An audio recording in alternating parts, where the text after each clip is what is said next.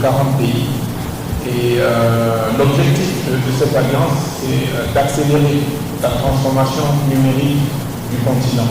Et cette 7e édition du Transform Africa Summit qui sera organisée ici montre aujourd'hui tout l'engagement de nos autorités, du chef de l'État, le président Mamadi Doumbouya, de faire du numérique un socle, un catalyseur du développement de la Guinée et dans le cadre du programme Sémence 2040 que vous connaissez tous.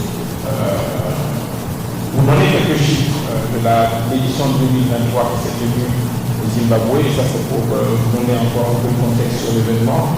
Il y a eu près de 4000 délégués qui étaient présents, 5 chefs d'État, un roi, 44 ministres, 200 intervenants, 80 régulateurs, 46 sponsors, 50 médias internationaux et une dizaine de MOU ont été signés.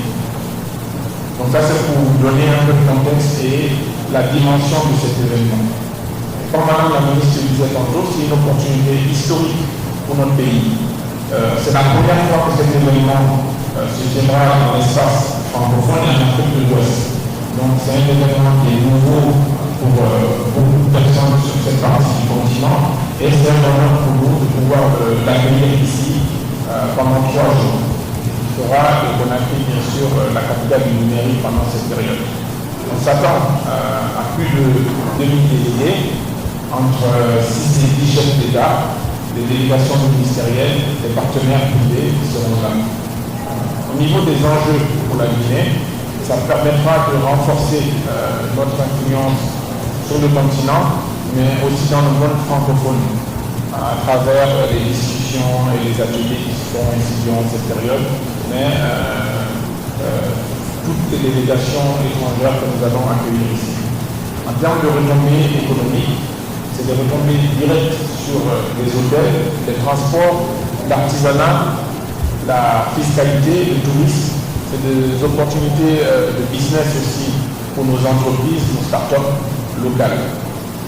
Au niveau institutionnel, ça nous permet de valoriser d'importantes réformes qui ont été menées au cours des dernières années, et notamment au cours des derniers mois, comme vous l'avez vu, le Data Center national qui a été lancé le mois dernier, le backbone national dont la capacité a été multipliée par 4 tout récemment, les projets d'interconnexion que nous avons avec nos pays voisins, le projet ambitieux de Technopole à Sanfonia, et vraiment c'est une bonne chose pour tout l'écosystème des startups en République de Guinée.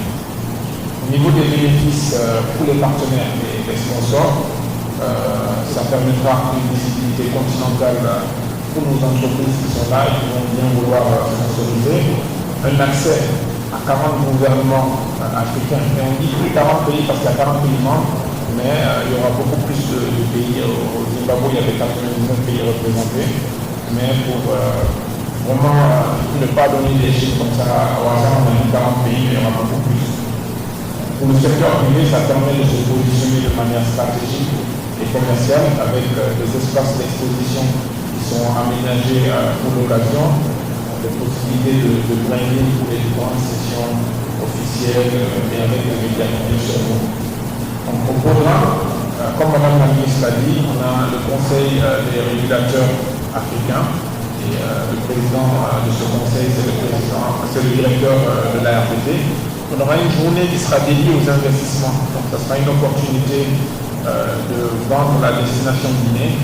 On travaille étroitement avec l'ABI, le ministère en charge du commerce des PME, qui vont permettre à cette journée d'être une outil pour les entreprises pour qu'elles puissent se vendre.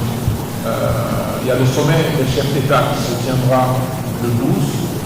Donc les chefs d'État qui viendront vont se réunir autour des enjeux du numérique sur le continent.